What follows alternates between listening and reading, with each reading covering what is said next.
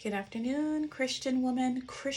I hope this video finds you well today. So just stop by to say that, in a world of swipe culture, that defines dating and how we date, I'm learning that a lot of Christian women and men are returning to intentional dating with purpose that is faith-centered. But a lot of times I notice that anxiety creeps in quite a bit.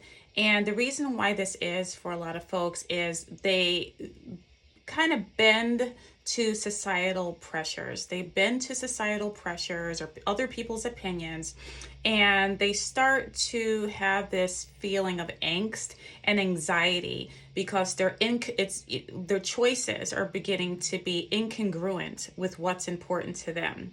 And so I want to remind you and I want to encourage you, if this is you, if it's not you, share it with a friend because somebody probably could use it. Sometimes that anxiety comes from being misaligned with our own beliefs.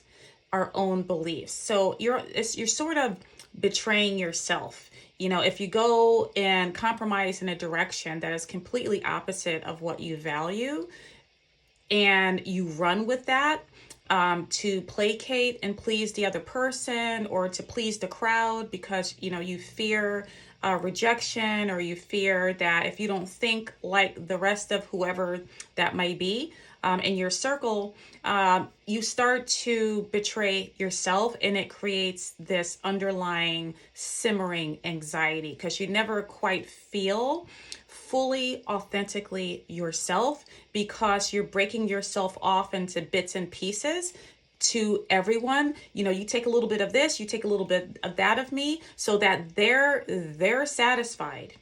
Whatever that means to you, plug in whatever that means to you. Anxiety can come from many sources, but I'm noticing this when people don't speak up, when they don't stand their ground and their values, whatever that is, whatever your theology is, whatever your values, your preferences, your standards, whatever you're seeking in a partner, for example, and you can, broaden this out to anything.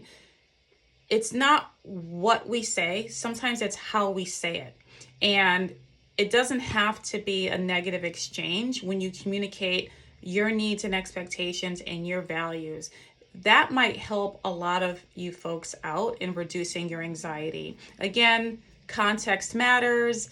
There's always outliers and you have your own unique situation. And I make these videos for the most part to make them generalized so that you can plug in your own unique circumstances. Obviously, if you have any questions, you can leave comments or, you can message me. You're certainly open to do that.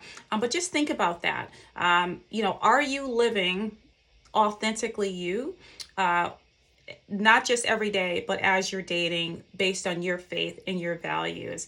Bring down the anxiety by getting back to you, getting back to your intentions and focusing on what is important to you so that you're not feeling so disrupted internally. All right, gotta go.